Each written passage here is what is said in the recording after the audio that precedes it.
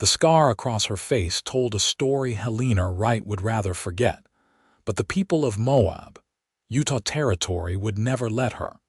She kept her head down as she walked through the dusty Main Street in the spring of 1878, carrying a basket of mending she had completed for Mrs.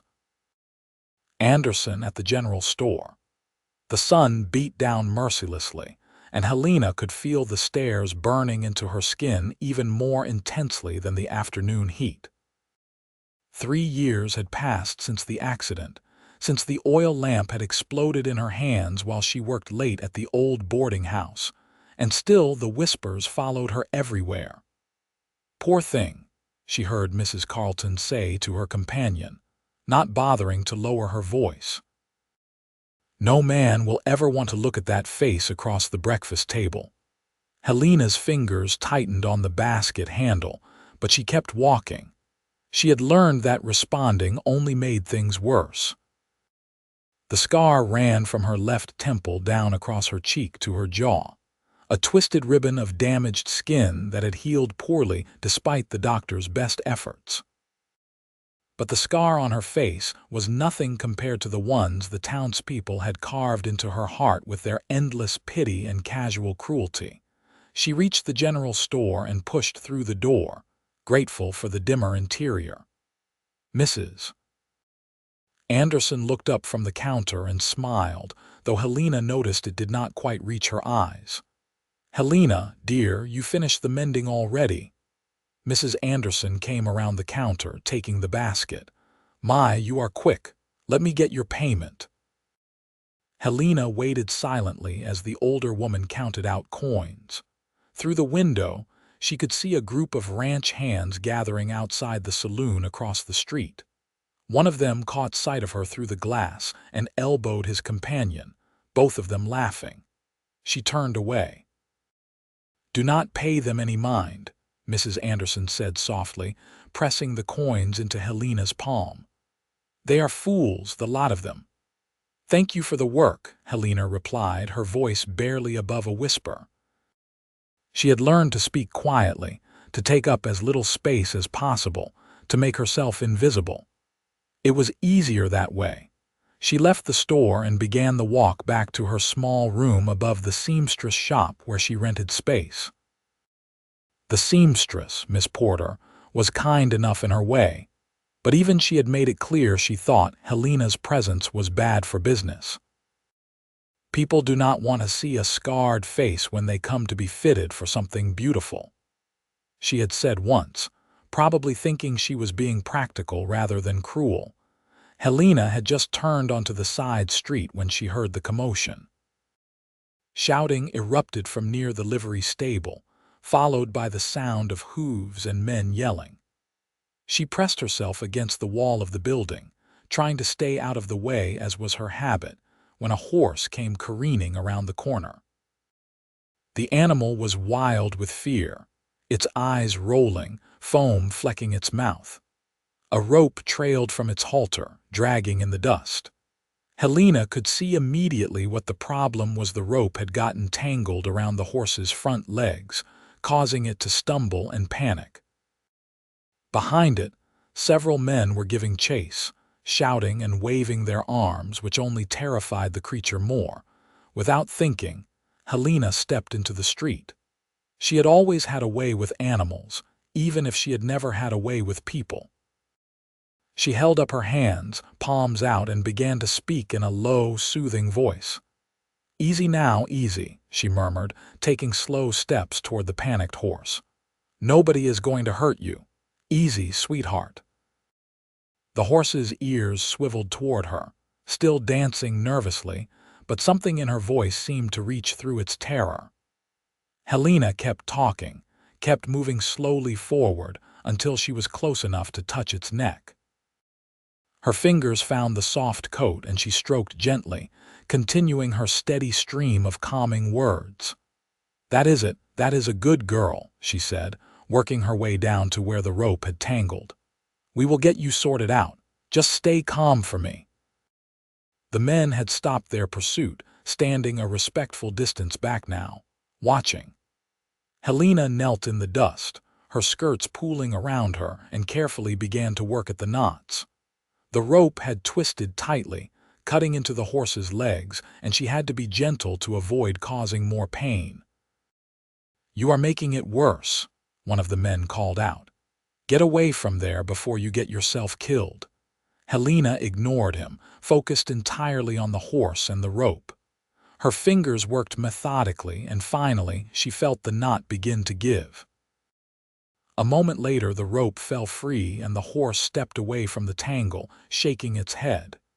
"There now," Helena said, standing slowly and backing away to give the animal space. "All better." It was then that she noticed one of the men had come closer. He was tall, with sandy brown hair that curled slightly at his collar, and eyes the color of the sky just before sunset. He wore the practical clothing of a working ranch hand, his boots dusty from the trail, and there was something about the way he looked at her that made her want to both run away and stay exactly where she was. "That was the bravest damn thing I have ever seen," he said, and his voice held genuine admiration. "Pardon my language, miss, but that mare has been causing trouble all morning. She is half wild, fresh off the range, and nobody could get near her." Helena ducked her head, suddenly aware of all the eyes on her, of how she must look kneeling in the dirt in her plain brown dress, her scarred face fully visible in the bright sunlight. "She was just frightened," she said quietly. "Animals understand kindness."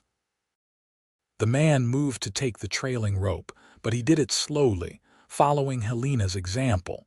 The horse allowed him to approach, though she watched him warily. "I am Grant Jensen," he said, looking at Helena rather than the horse. "I work at the Double J Ranch about 10 miles west of town. And you just saved me a world of trouble. This mare belongs to my boss, and he would have had my hide if anything happened to her." "I am glad I could help," Helena said, already turning to leave. She had learned that conversations tended to go sour once people got a good look at her face, once the initial gratitude or surprise wore off, and they remembered what she was: damaged goods, unmarriageable, pitiable. "Wait," Grant said, and something in his voice made her pause. "I did not catch your name." She hesitated, her instinct to flee warring with something else, something she had almost forgotten: the simple human desire to be seen, to be known.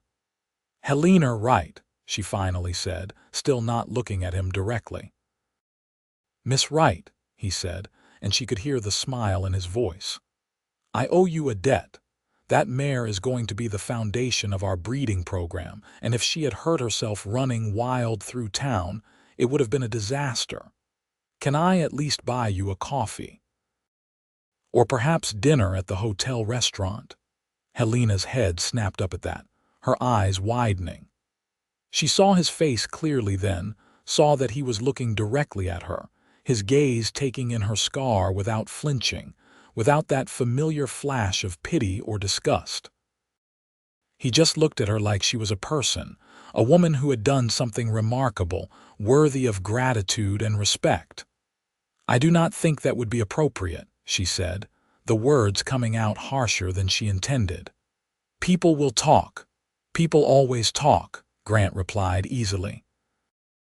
"I have found it is generally best to ignore them and do what feels right, and it feels right to thank you properly."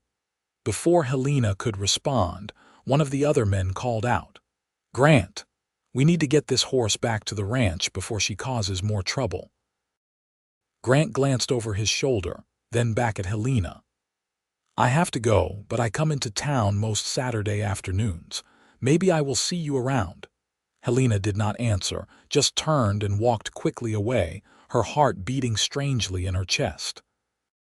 She could feel his eyes on her back, and part of her wanted to turn around to say yes, to let herself hope for something she had convinced herself was impossible.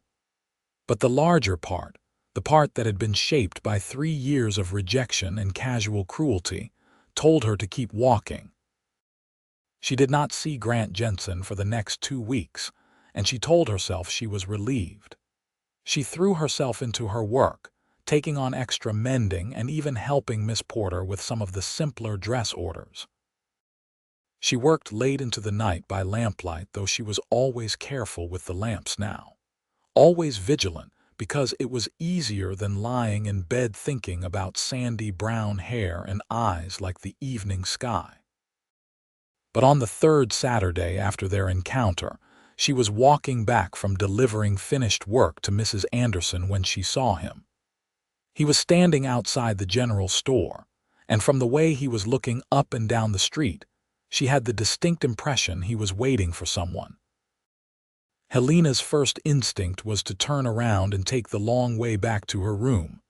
But something stopped her pride, perhaps, or stubbornness, or that tiny flame of hope she thought she had extinguished. She kept walking, head down, planning to pass by without acknowledging him. "Miss Wright." Grant's voice was warm, genuinely pleased. He stepped into her path, forcing her to stop or risk being rude. "I was hoping I would run into you, Mr. Jensen," she said formally, keeping her eyes on the dusty street. "I hope your mare recovered from her ordeal." "She did, thanks to you," he said. "She has settled in nicely at the ranch. In fact, that is part of why I wanted to see you. We have another horse, a stallion, who is giving us trouble. He is not mean exactly, but he is stubborn as the day is long, and none of us can seem to get through to him.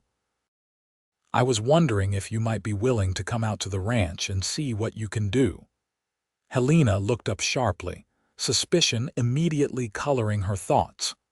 "I am not a horse trainer, Mr. Jensen. I just have a way with frightened animals sometimes." "And that is exactly what we need," Grant said earnestly. "We will pay you, of course, a fair wage for your time and expertise, and I promise you will be treated with respect. My boss runs a good outfit." "I do not think that is a good idea," Helena said, shaking her head. She could already imagine the stares from the ranch hands, the whispered comments, the pity. "I am sure you can find someone more qualified." "Maybe," Grant allowed, "but I want the best person for the job, and that appears to be you." He paused, studying her face with an intensity that made her want to squirm. "Miss Wright, can I be honest with you?" She gave a small nod, bracing herself for whatever was coming. "I grew up on a ranch in Colorado," Grant said. "Started working cattle when I was barely tall enough to reach a stirrup. I have been all over this territory, worked for a dozen different outfits, and I have learned one thing for certain people are about the poorest judges of character there ever was. They get fixated on the damnedest things, pardon my language, and completely miss what is actually important." Helena felt her throat tighten. "Mr. Jensen, I appreciate whatever it is you are trying to say, but what I am trying to say," Grant interrupted gently, "is that I watched you calm a half-wild horse in the middle of a panic without a lick of fear. I watched you put yourself at risk to help an animal that was suffering. That tells me more about who you are than anything else possibly could, and I would be honored if you would come help us with our stubborn stallion." For a long moment, Helena just stared at him, searching his face for any sign of mockery or pity. But all she saw was sincerity, and something else, something that looked almost like admiration. It had been so long since anyone had looked at her that way that she almost did not recognize it. "I suppose I could take a look," she heard herself say, the words coming out before her better judgment could stop them. "But I cannot promise anything." Grant's face lit up with a smile that transformed him from handsome to devastating. "That is all I ask. Are you free tomorrow? I could come by with a wagon around 9 in the morning if that suits you." Helena nodded, already regretting her decision but unable to take it back without looking foolish. "I will be ready." "Excellent," Grant said, tipping his hat to her. "I will see you tomorrow morning, Miss Wright. And thank you, truly." He walked away before she could change her mind, leaving Helena standing in the middle of the street, wondering what on earth she had just agreed to. That night she barely slept, alternating between excitement and dread. Part of her wanted to believe that Grant Jensen was different, that he saw past her scar to the person beneath. But another part, the part that had been hurt too many times, warned her that this was just another path to disappointment. The next morning, she dressed in her most practical outfit, a dark blue calico dress that had seen better days but was sturdy and suitable for working around animals. She braided her dark hair and pinned it up carefully, then spent several minutes debating whether to wear a bonnet. The bonnet would hide her face somewhat, but it would also make it harder to work. In the end, she left it behind. Grant arrived precisely at 9, driving a well-maintained wagon pulled by a pair of patient-looking horses. He hopped down with an easy grace and smiled when he saw her waiting. "Good morning, Miss Wright," he said cheerfully.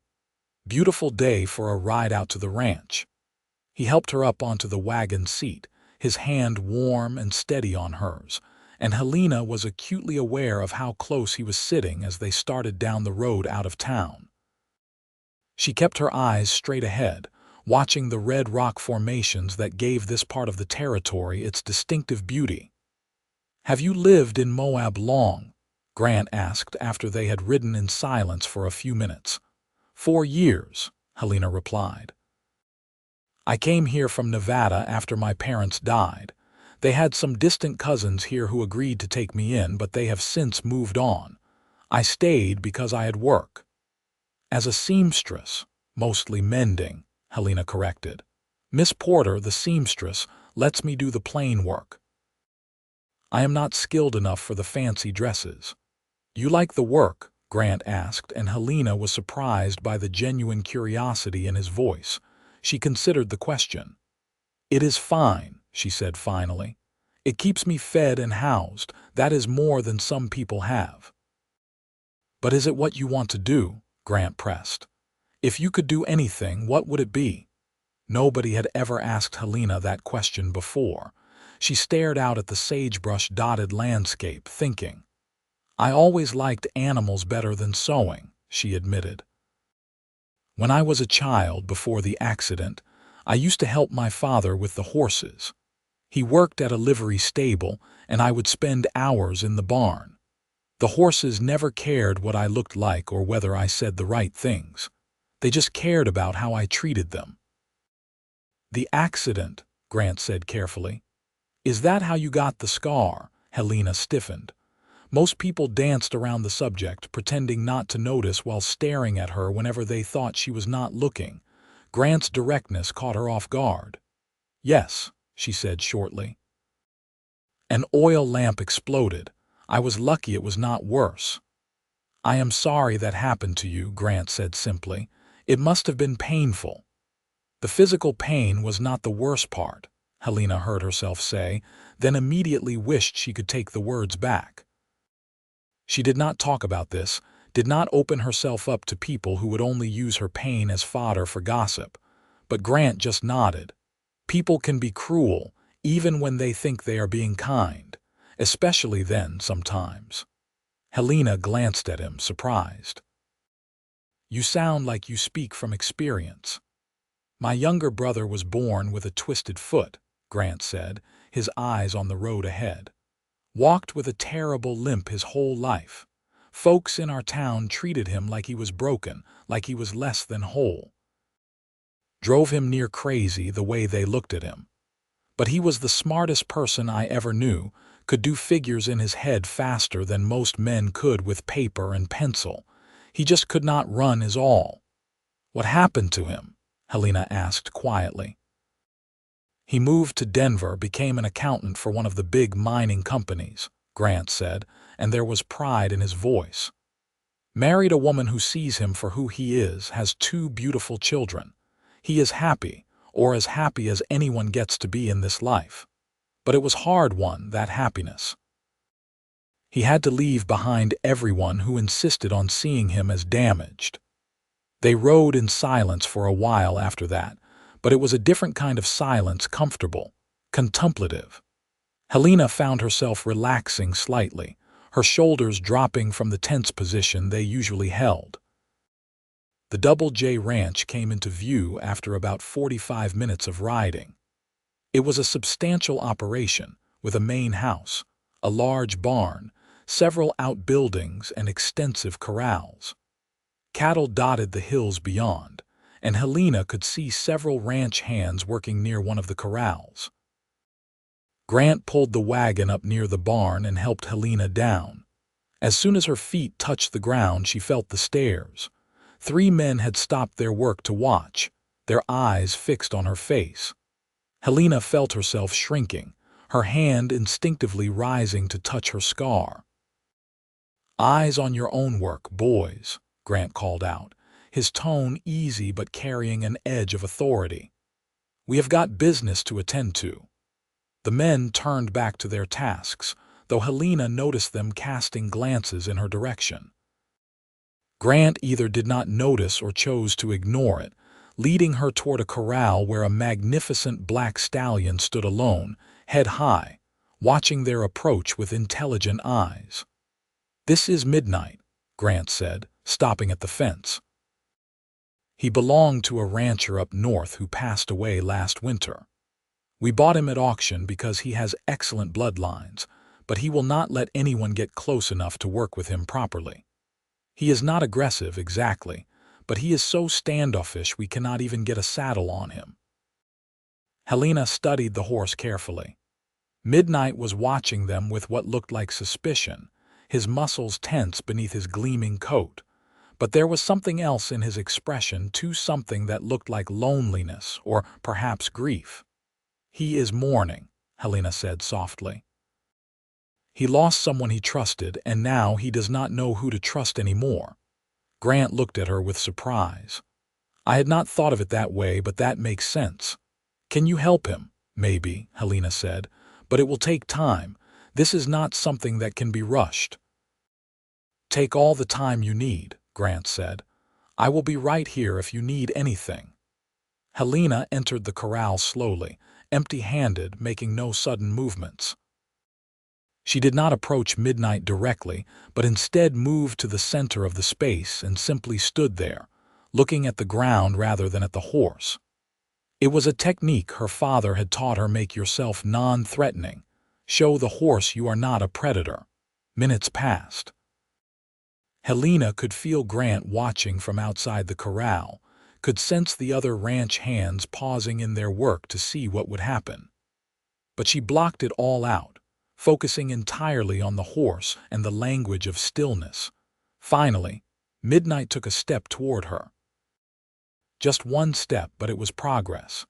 Helena remained motionless, breathing slowly and evenly. Another step. Another. The horse circled her at a distance, examining her from different angles, trying to understand what kind of creature she was. Helena began to hum, a low, wordless tune her mother used to sing. She kept her voice soft, barely audible, just enough to add another layer of non-threatening presence. Midnight's ears swiveled toward the sound, and he took several more steps closer. They stayed like that for what felt like hours, but was probably only 20 minutes. Helena standing still and humming, Midnight slowly closing the distance between them.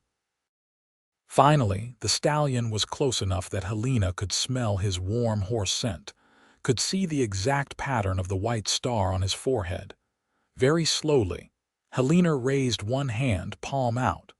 Midnight snorted and backed up a step, but he did not flee. Helena waited, hand still extended. The horse stretched his neck out, nostrils flaring as he investigated her scent. Then, so gently it was barely a touch, his nose brushed against her palm. "Good boy," Helena whispered.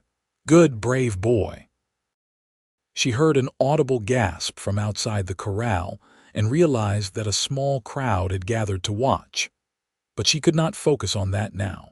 She had to stay present with Midnight, had to honor this fragile beginning of trust. She spent another hour in the corral, gradually increasing her contact with the horse, touching his neck, his shoulder, running her hands down his legs.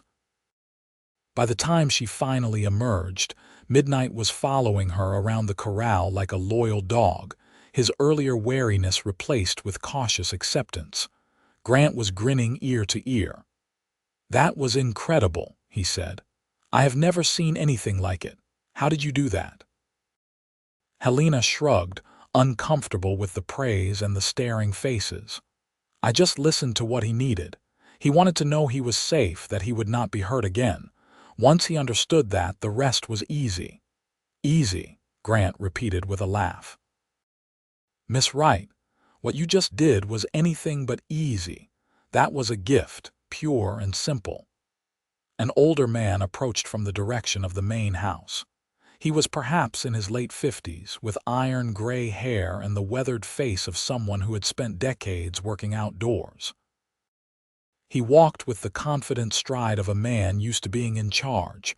"Grant, are you going to introduce me to our visitor?" the man asked, his eyes on Helena with open curiosity.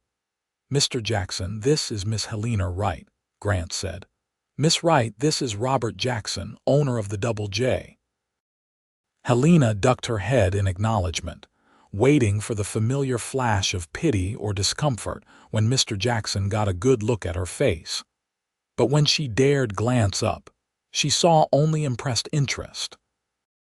"Miss Wright, I have been watching from the porch," Mr. Jackson said, gesturing toward the main house.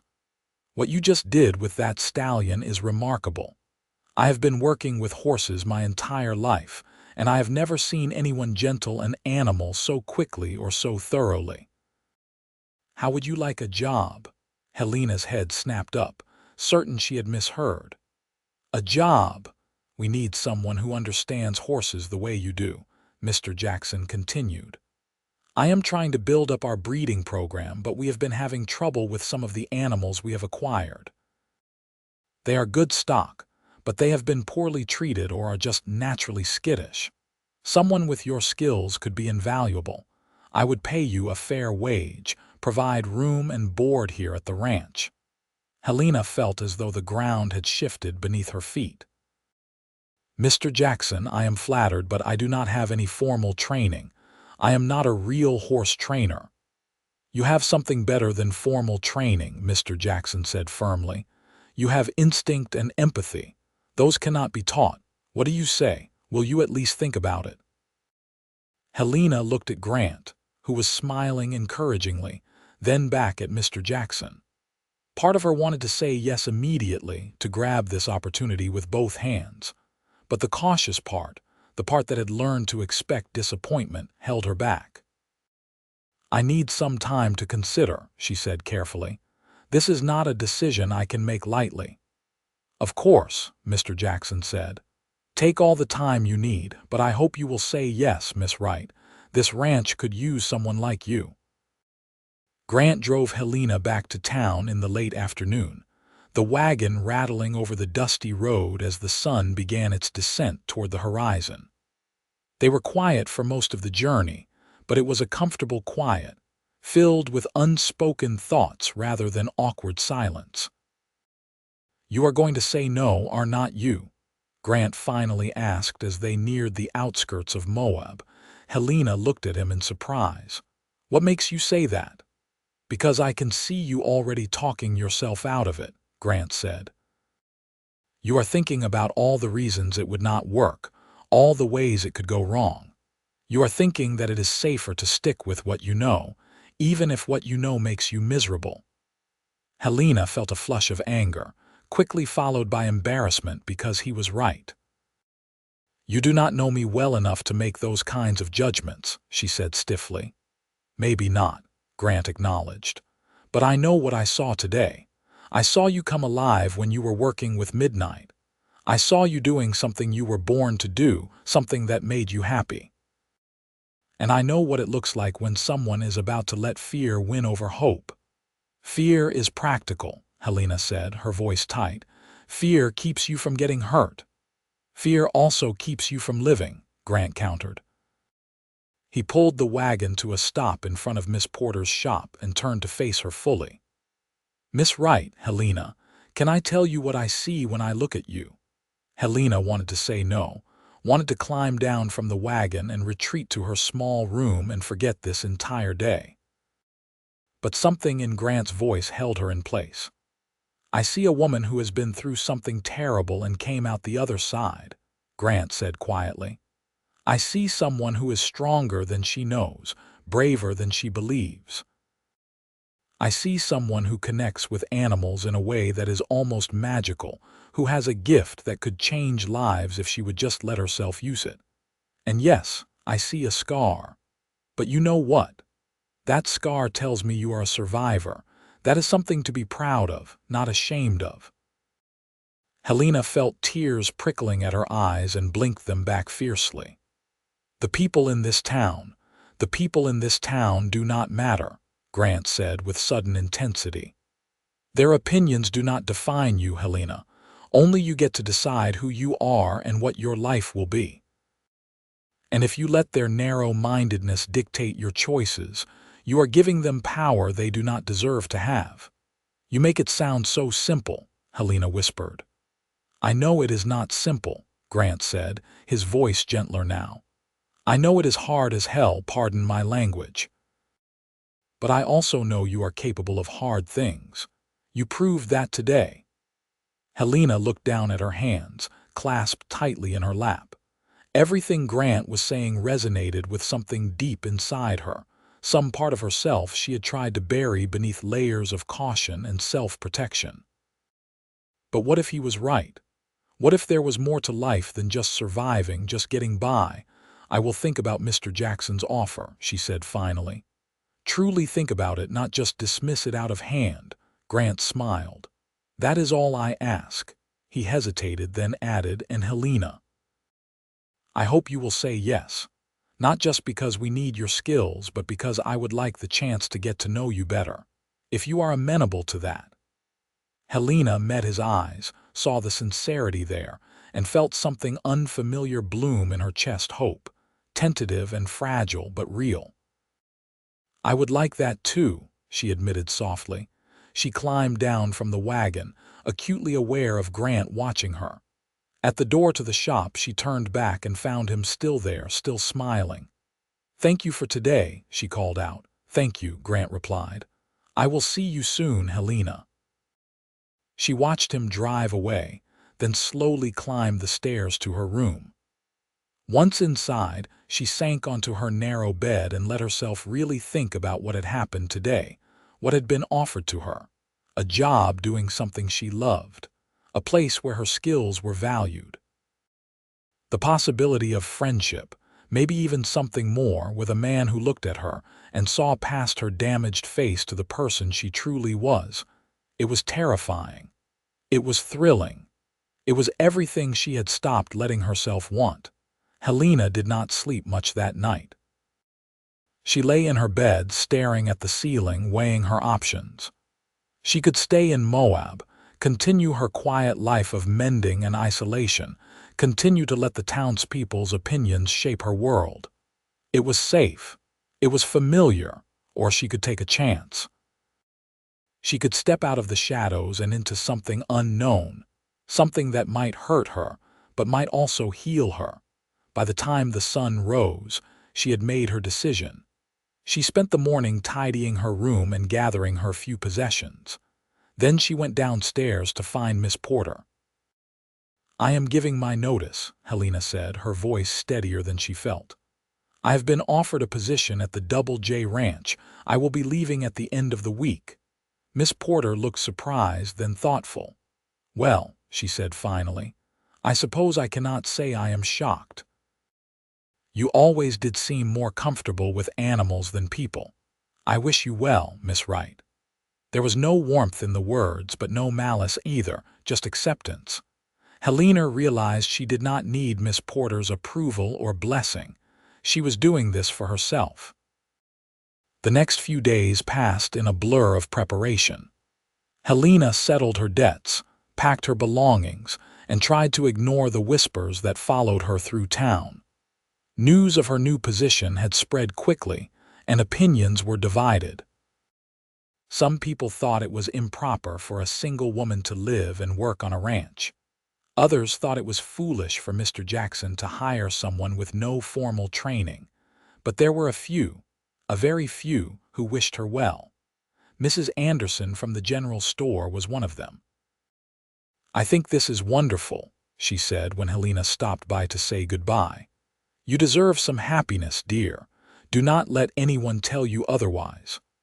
On her last morning in town, Helena stood in her empty room and looked around one final time. This space had been her refuge and her prison for the past few years. She was grateful for the shelter it had provided, but she was ready to leave it behind. Grant arrived right on time, his wagon waiting in the street below. He helped her load her trunk, a small, battered thing that held everything she owned in the world, and then handed her up onto the seat. "Ready?" he asked, and she saw understanding in his eyes. He knew what this cost her, what she was risking. "Ready," Helena confirmed, and she meant it. The ride to the ranch felt different this time, charged with possibility.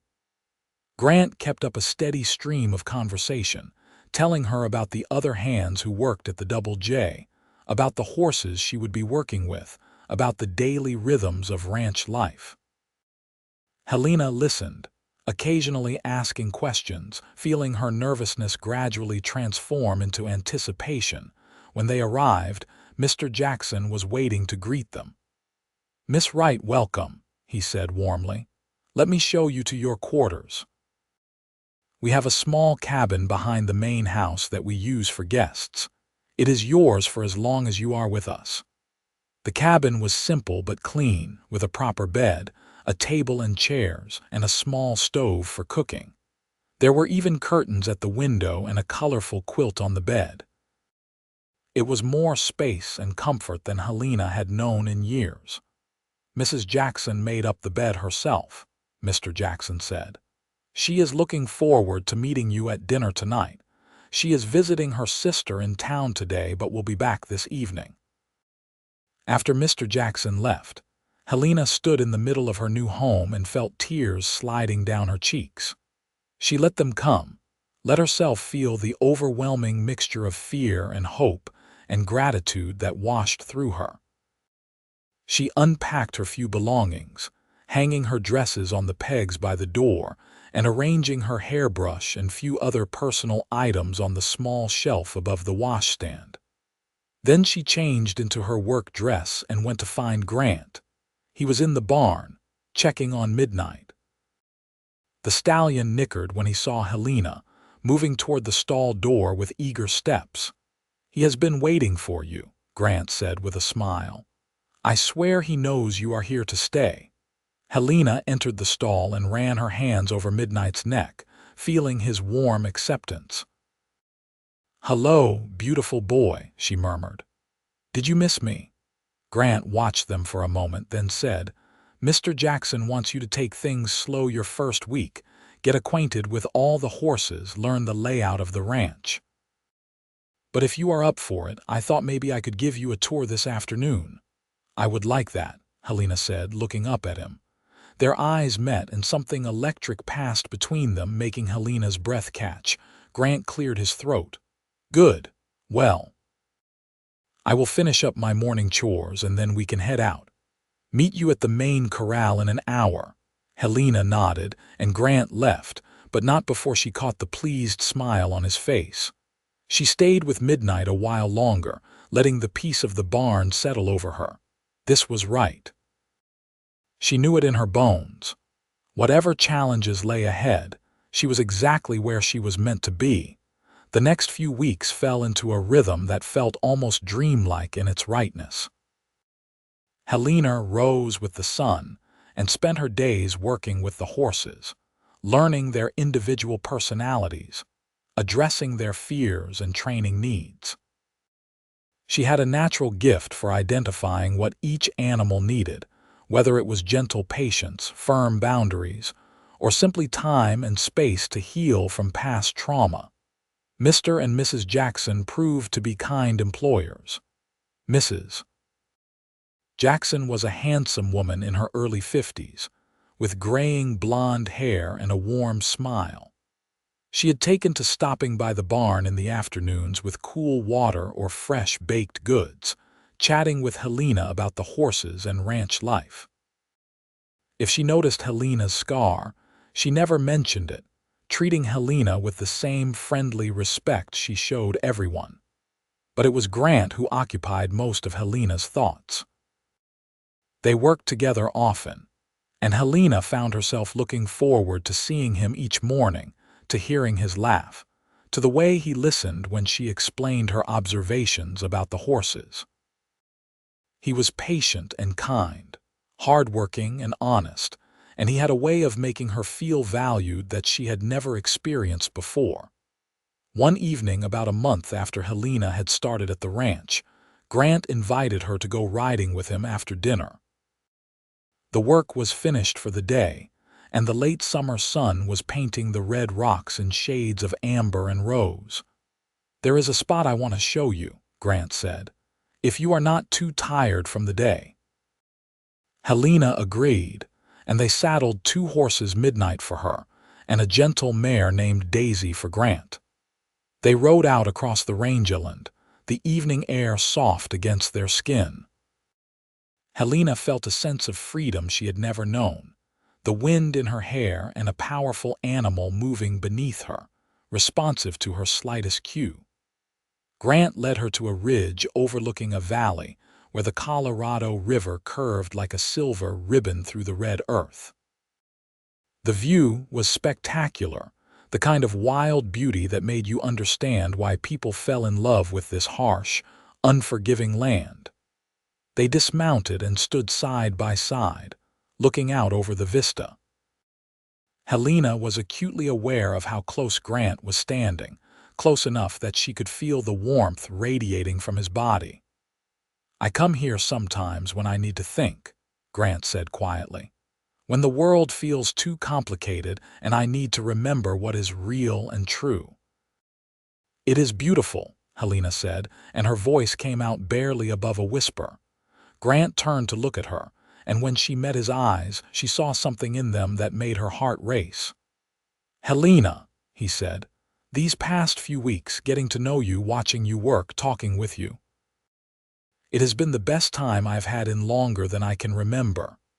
Helena's throat felt tight. "For me too," she managed. "I know it has not been that long," Grant continued, "and I do not want to presume or make you uncomfortable, but I would like to court you properly if you would allow it. I would like the chance to show you how special I think you are."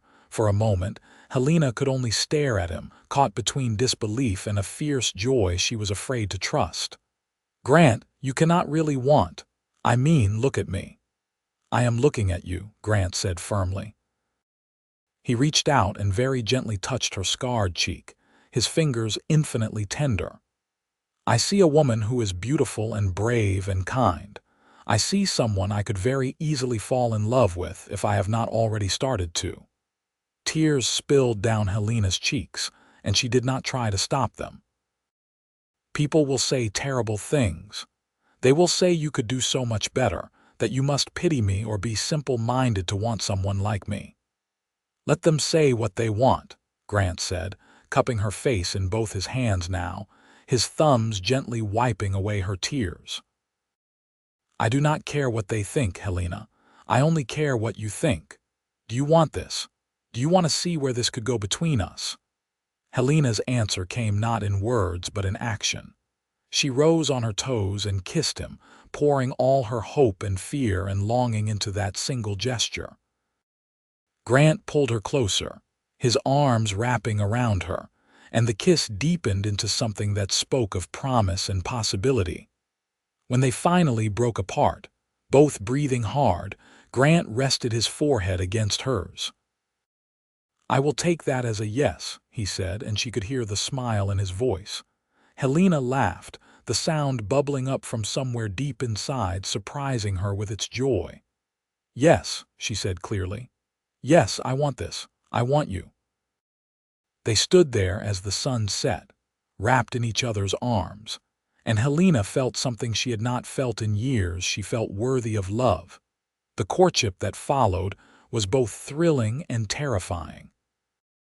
Grant was attentive and affectionate, bringing her wildflowers he picked on his rides, sitting with her during meals, finding excuses to work alongside her throughout the day. He was also respectful, never pushing her beyond what she was comfortable with, always asking permission before taking her hand or stealing a kiss. The other ranch hands noticed, of course. Most of them were good men who respected Grant and, by extension, treated Helena kindly. But there were a few who made their disapproval known through muttered comments and sideways looks. One afternoon, about 2 months into her time at the ranch, Helena was working with a skittish mare in one of the corrals when she overheard 2 of the hands talking nearby. "Cannot figure out what Jensen sees in her," one of them said, voice carrying clearly in the still air. "I mean, sure, she has a way with horses, but a man wants more than that from a woman." "Maybe he feels sorry for her," the other replied, "doing his good deed or something." Helena froze, the old familiar shame washing over her. The mare sensed her change in mood and shied away, snorting nervously. "That is enough." Grant's voice rang out, hard and cold in a way Helena had never heard before. She turned to see him striding toward the 2 ranch hands, his face set in angry lines. "You 2 have something to say about Miss Wright, you say it to me. Directly." The 2 men shifted uncomfortably, suddenly finding the ground very interesting. "We did not mean nothing by it, Grant," one of them mumbled. "Did not mean anything," Grant repeated, his voice dangerously quiet. "You just implied that the woman I care about is only worthy of pity, and you did not mean anything by it." "Grant, it is all right," Helena called out, mortified by the confrontation. "No, it is not all right," Grant said, still looking at the 2 ranch hands. "You fellas have 2 choices. You can apologize to Miss Wright and show her the respect she deserves from here on out, or you can collect your pay and find work elsewhere.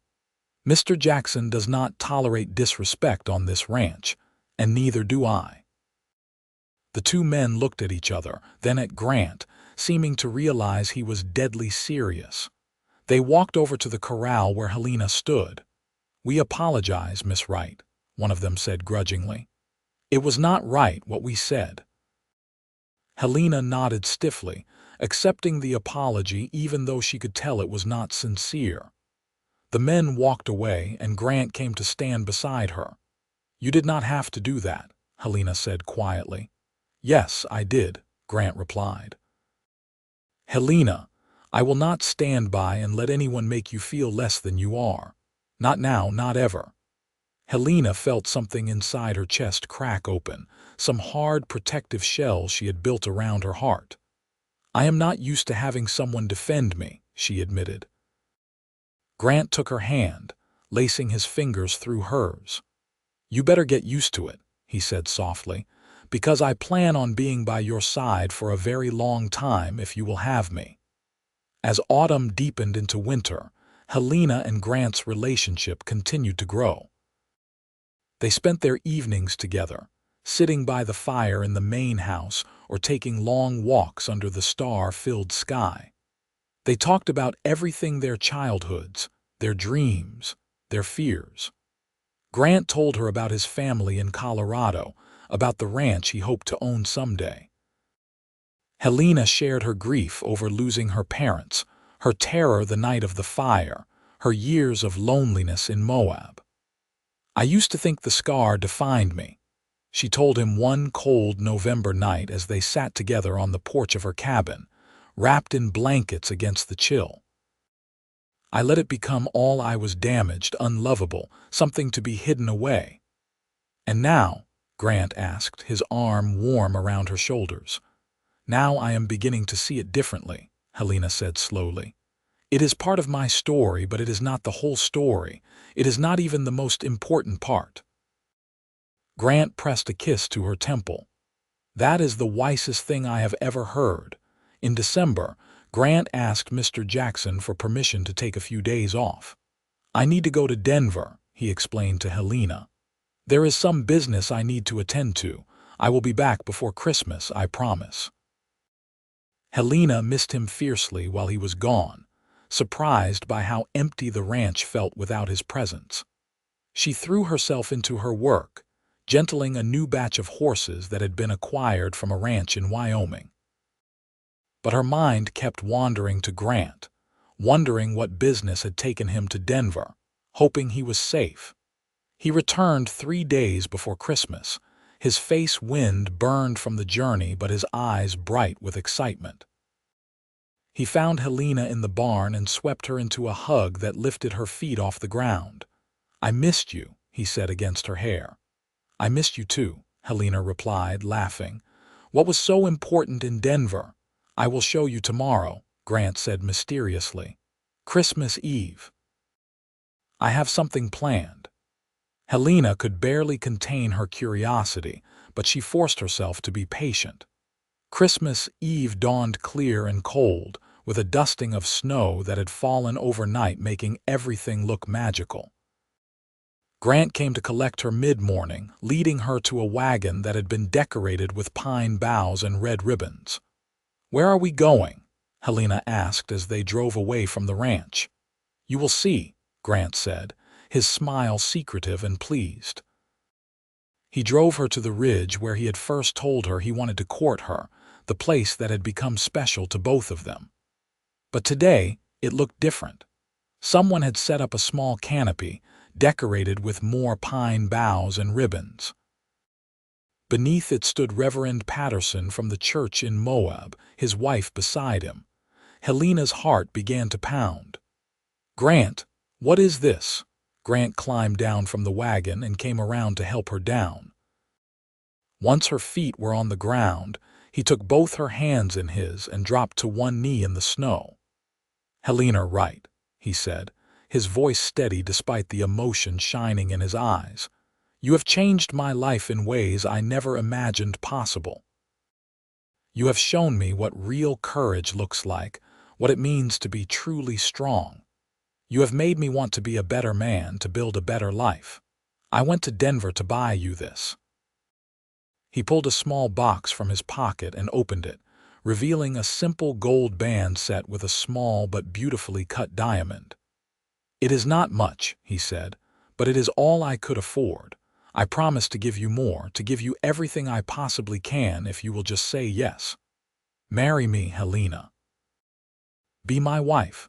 Let me spend the rest of my life showing you how worthy of love you are." Helena was crying, tears streaming down her face, but she did not care. "Yes," she said, her voice breaking. "Yes, of course, yes." Grant slipped the ring onto her finger and stood, pulling her into his arms and kissing her deeply. When they finally broke apart, Reverend Patterson cleared his throat.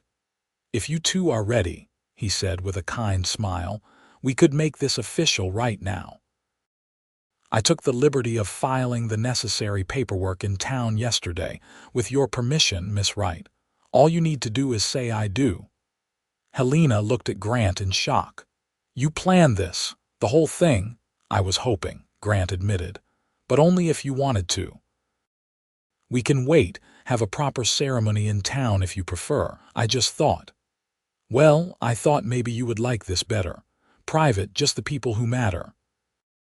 Helena looked around at the beautiful spot, at the simple decorations, at the Reverend and his wife who were smiling at them with genuine warmth. Then she looked at Grant, at the man who saw past her scars to her soul, who valued her and respected her, and loved her exactly as she was. "I do not need to wait," she said firmly. "Let us do this now." The ceremony was simple and perfect. They spoke their vows with the red rock cliffs as witnesses, the winter sun shining down on them. When Reverend Patterson pronounced them husband and wife, Grant kissed Helena with such tenderness that she felt cherished down to her bones. Mrs. Patterson produced a basket filled with food she had prepared, and they shared an impromptu wedding feast there on the ridge. Then the Reverend and his wife climbed into their own wagon and headed back to town, leaving Grant and Helena alone in their special place. "Mrs. Jensen," Grant said, trying out the name. "How does that sound to you?" "Like the most beautiful words I have ever heard," Helena replied honestly. They returned to the ranch that evening to find that Mr. and Mrs. Jackson had organized a celebration. The main house was decorated with candles and greenery, and Mrs. Jackson had prepared a feast.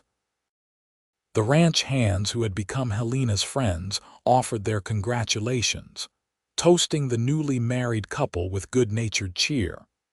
That night, Grant carried Helena over the threshold of her cabin, their cabin now, and made love to her with such gentleness and passion that she felt reborn. He touched her scars as reverently as he touched the unblemished parts of her body, showing her without words that every part of her was beautiful to him. "I love you," he whispered against her skin. "Every single part of you. Never doubt that." "I love you too," Helena replied, and she realized it was true. Somewhere along the way, despite all her fears and defenses, she had fallen completely in love with this man who had seen her worth when no one else had. The years that followed were not always easy, but they were good. Grant and Helena continued to work at the Double J Ranch, building their reputation as exceptional horse trainers. Together, they gentled difficult animals, raised foals, and created a breeding program that became known throughout the territory. There were still people who whispered, who looked at Helena with pity or disdain, who could not understand what Grant saw in his scarred wife. But their opinions mattered less and less as time went on. Helena had learned that the only opinions that mattered were those of the people who truly knew her, who saw her heart rather than just her face. 2 years after their marriage, Helena gave birth to a son. They named him Thomas, after Grant's brother in Denver. The baby was healthy and strong, with his father's sandy hair and his mother's dark eyes. Helena had been terrified during her pregnancy, worried that people would judge her for bringing a child into the world, that they would pity her baby for having a scarred mother. But the moment she held Thomas in her arms, all those fears melted away. Grant was a devoted father, walking the floor with Thomas when he cried at night, making silly faces to earn his laughter, teaching him about horses almost before he could walk. Watching them together made Helena's heart overflow with love. When Thomas was 3, Helena discovered she was pregnant again. This time, she gave birth to a daughter they named Rose. She was a beautiful child, sweet-natured and gentle, who seemed to have inherited Helena's gift with animals. By the time she was 5, Rose could gentle a skittish colt with just her voice and patience. Mr. Jackson, who had no children of his own, doted on Thomas and Rose, teaching them to ride and rope, sharing his vast knowledge of ranching. Mrs. Jackson became like a grandmother to them, always ready with cookies and stories. When Thomas was 7 and Rose was 4, Grant came to Helena with a proposal. "Mr. Jackson is getting older," he said. "He has been talking about wanting to retire, maybe moving to California to be near his sister. He has offered to sell me the ranch, Helena. It would be a big undertaking, and we would have to work hard to make the payments, but it would be ours. What do you think?" Helena thought about the life they had built here, about how this place had become their home in every sense of the word. "I think we should do it," she said. "I think we should build something to pass on to our children." So Grant bought the Double J Ranch, and they poured their hearts into making it thrive. Helena's reputation as a horse trainer continued to grow, and people came from all over the territory to have her work with their difficult animals. She charged fair prices and delivered consistent results, and slowly but surely, the ranch became prosperous. There were hard times too. A brutal winter when they lost several head of cattle. A drought that tested their resolve and their resources. The death of Mrs. Jackson, which hit them all hard. But through it all, Grant and Helena faced each challenge together. their love providing a foundation that could weather any storm. As the years passed, Helena's scar faded somewhat, the angry red settling into pale silver. But more than that, she stopped seeing it as the defining feature of her face. When she looked in the mirror now, she saw a woman who was loved, a mother, a successful businesswoman, a partner in every sense of the word. The scar was there, yes, but it was just one small part of a much larger, more complex, more beautiful picture. One evening, when Thomas was 15 and Rose was 12, the family sat together on the porch of the ranch house watching the sunset. Thomas was talking excitedly about a horse he was training, using techniques his mother had taught him. Rose was leaning against Helena's side, half asleep after a long day of helping with the new foals. Grant reached over and took Helena's hand, lacing their fingers together the way he had done countless times over the years.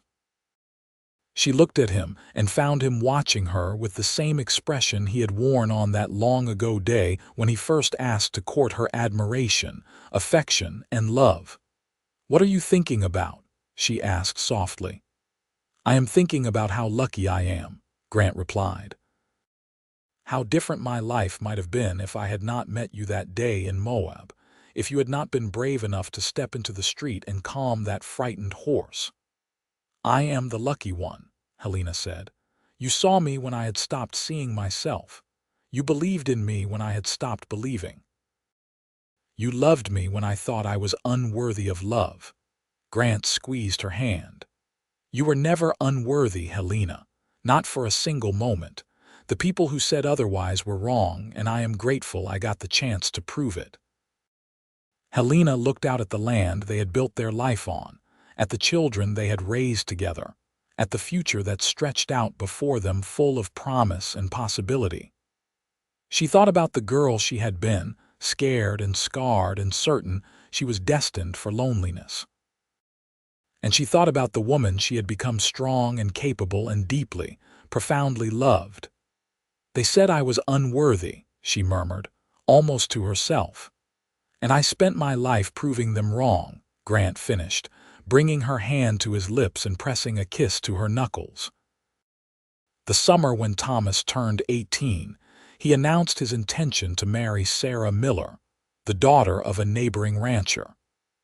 The young couple was clearly in love, and Helena and Grant gave their blessing gladly. The wedding was held at the ranch, a joyous celebration that brought together people from all over the territory. As Helena watched her son dance with his bride, she felt Grant's arm slip around her waist. "Remember our wedding," he murmured into her ear. "Every detail," Helena replied, leaning into his warmth. "Though this is considerably more elaborate." "Do you regret not having a big celebration?" Grant asked. Helena shook her head. "Not for a moment. What we had was perfect for us." 2 years later, Rose fell in love with a young man named David Chen, whose family had moved to Utah from California to open a mercantile. He was kind and hardworking, with a gentle manner that reminded Helena of Grant.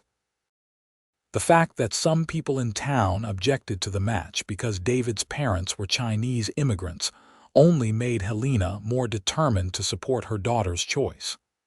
"Love is rare and precious," she told Rose. "When you find it with someone who respects you and values you for who you truly are, you hold onto it.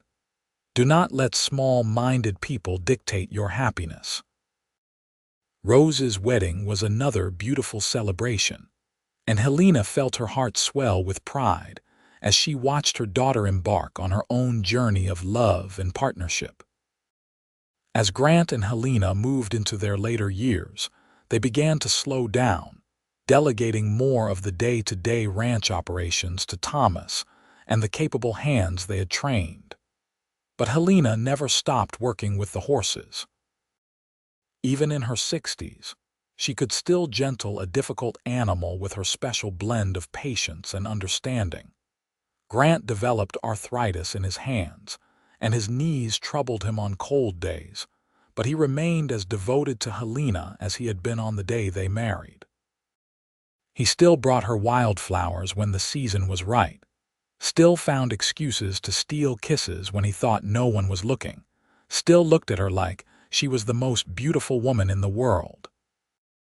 They had grandchildren now. Thomas and Sarah had 3 sons, while Rose and David had 2 daughters and a son. The ranch house that had once been so quiet was now filled with the sound of children's laughter, with family dinners and holiday celebrations.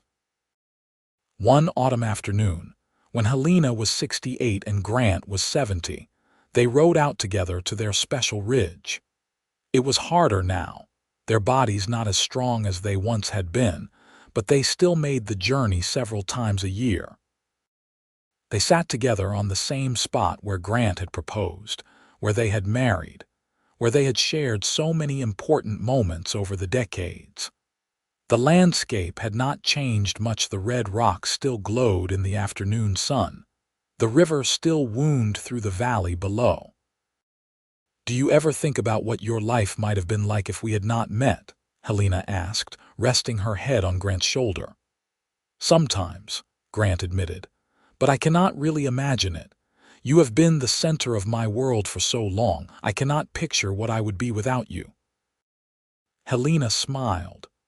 "I used to think I was destined to be alone, that the fire had marked me as someone who would never be worthy of love or family or happiness." "And now?" Grant asked, even though he surely knew the answer. "Now I know that the fire was not the end of my story, just a chapter in it," Helena said. "A painful chapter, yes, but not the defining one. The defining chapter was meeting you, choosing to trust you, building this life together."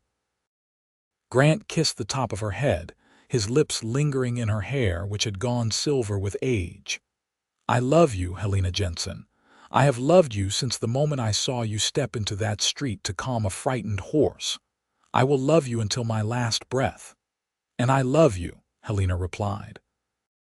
"You took a woman the world had written off as unworthy and showed her she was worthy of everything.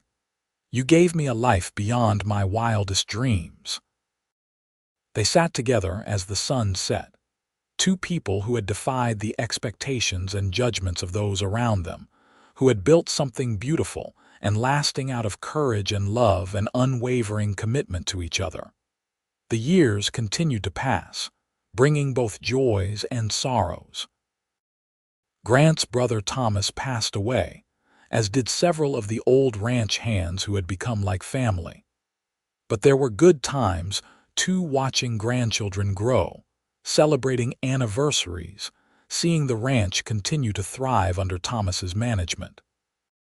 When Helena was 75, she finally had to admit that her body could no longer handle the physical demands of working with the horses.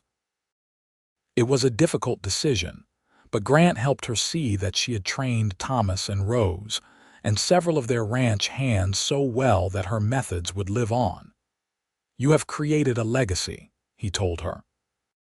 "Not just in our children and grandchildren, but in every person you taught to see horses as thinking, feeling creatures deserving of patience and respect. That is going to continue long after we are gone." Helena took comfort in his words and found new ways to contribute. She began writing down her techniques and observations, creating a manual that could be shared with others. Word of her work spread, and she found herself corresponding with horse trainers from as far away as Kentucky and New York, sharing knowledge and learning from others. On their 50th wedding anniversary, their children and grandchildren organized a celebration that brought together seemingly everyone they had ever known. The ranch was filled with people, all of them there to honor the love story that had begun on a dusty street in Moab so many years before. Thomas stood to give a toast, his own children gathered around him. "My parents taught me many things," he said, his voice carrying across the crowd. "They taught me how to work hard, how to treat animals with kindness, how to run a successful ranch. But the most important thing they taught me was how to love truly, deeply, unconditionally. They showed me that real love sees past surfaces to the heart beneath, that it endures through trials and celebrates through triumphs, that it is the foundation on which everything else is built. Helena looked around at the assembled faces, family, friends, people whose lives she and Grant had touched in ways large and small. She thought about the woman she had been at 25, alone and scarred and convinced her life was effectively over. She thought about the courage it had taken to accept Grant's courtship, to believe that she might be worthy of love after all. And she thought about everything that had come from that single act of courage, a marriage that had lasted 50 years and counting, children and grandchildren who filled her life with joy, a career that had given her purpose and satisfaction, a legacy that would outlive her. Grant stood and pulled her to her feet, leading her into the center of the room for a dance. As they swayed together to the music, Helena looked up into his face, now lined with age but still so dear to her. No regrets. Grant asked softly, echoing a question he had asked many times over the years. Not a single one, Helena replied, and it was the absolute truth. You took a life everyone thought was destined for loneliness and filled it with more love than I ever imagined possible. How could I have any regrets? Grant pulled her closer and they danced on, surrounded by the life they had built together. Proof that love could overcome any obstacle, any prejudice, any scar. Helena lived to be 82 years old. She remained sharp and engaged until nearly the end, spending her final years surrounded by family, her hand almost always held by Grant. She passed away peacefully in her sleep one spring morning, with Grant beside her and the sound of horses whinnying in the distance. Grant followed her 3 months later, his heart apparently unable to continue without its other half. They were buried side by side on a hill overlooking the ranch, their graves marked with simple headstones that bore their names and the dates of their long, well-lived lives. But their true memorial was the ranch itself, which continued to thrive under Thomas's stewardship and eventually passed to his children. It was the training methods Helena had pioneered, which became standard practice throughout the region. It was the family they had created, sprawling and loving and firmly rooted in the values they had instilled. And it was the story that was told and retold over the years, the story of a scarred woman whom the world had deemed unworthy of love, and the cowboy who had spent his life proving them wrong. It became a legend of sorts in that part of Utah, a reminder that love sees what others miss, that worth is inherent rather than conditional, that the judgments of small minds need not dictate the course of a life. Years after both Grant and Helena had passed, their great-granddaughter stood in the barn at the Double J Ranch, working with a skittish horse using techniques that had been passed down through 3 generations. She had never met her great-grandmother, but she had heard the stories, had seen the love that still lived on in how her family treated each other, in how they approached their work, in how they moved through the world. The horse calmed under her steady hands, and she heard herself using the same soothing words Helena had once used, words that had been taught to her grandmother, then her mother, and now to her. In that moment, she felt connected to something larger than herself, part of a legacy built on courage and love and the unwavering belief that every creature, human or animal, deserves to be seen for who they truly are. The scar that had once defined Helena Wright's life had long since faded into memory, but the love she and Grant had built endured, living on in the family they had created, the lives they had touched, and the example they had set. They had proven, beyond any doubt, that the human capacity to love and be loved transcends any physical imperfection, any societal judgment, any obstacle that might stand in the way. Theirs was a love story for the ages, Born in the Wild West, but timeless in its message that we are all worthy of love, that we all deserve to be seen and valued for who we truly are, and that sometimes the bravest thing we can do is open our hearts and let ourselves be loved. And so the story ends not with loss, but with continuation, not with an ending, but with a legacy that would live on for generations to come. Grant and Helena's love story became woven into the very fabric of the land they had called home, a testament to the transformative power of seeing past surfaces to the beauty that lies beneath, of choosing love over judgment, of spending a lifetime proving that every single one of us is worthy of love, no matter what the world might say.